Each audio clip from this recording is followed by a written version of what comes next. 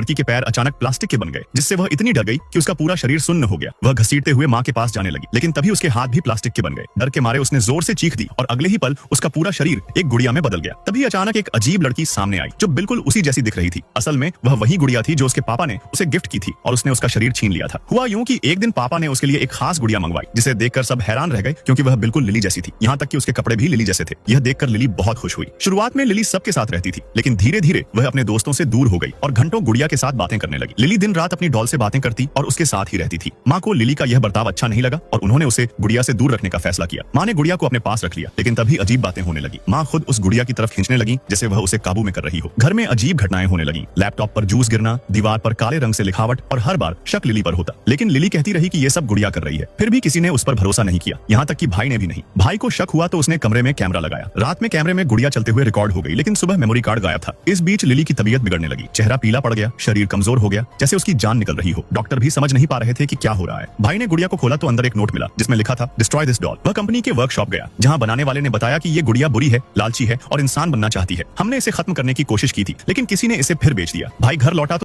रुक जा बेटा, मुझे देखकर इग्नोर मत करना। मैं तेरे रोजगार में धन दौलत की बारिश कर दूंगा। बस इस वीडियो को लाइक करके चैनल को सब्सक्राइब कर ले। तो देर हो चुकी थी। गुड़िया ने लिली की जगह ले ली थी। असली लिली अब सख्त प्लास्टिक में बदल चुकी थी और गुड़िया इंसान का रूप लेकर सबको धोखा दे रही थी। सुबह जब लिली और भाई स्कूल के लिए निकले तो लिली आगे आगे थी, लेकिन भाई की नजर कचरे के डब्बे पर पड़ी जहाँ लिली की गुड़िया पड़ी थी। तभी उसका दोस्त बोला कि इस गुड़िया की गर्दन पर एक काला तिल है जो लिली की गर्दन पर भी है। भाई को उस गुड़िया से वही खुशबू आई जो उसकी बहन से आती थी। अब भाई को सब समझ आ गया। वह और उसका दोस्त उस नकली लिली को रोकने की कोशिश करते हैं, लेकिन वह भाग जाती है। भाई उस गुड़िया को माँ को देता है और माँ के प्यार से वह फिर से असली लिली बन जाती है। उधर बुरी गुड़िया भागते भागते फिर से गुड़िया बन जाती है और रास्ते पर गिर जाता है और ट्रक के नीचे आकर कुचल जाती है।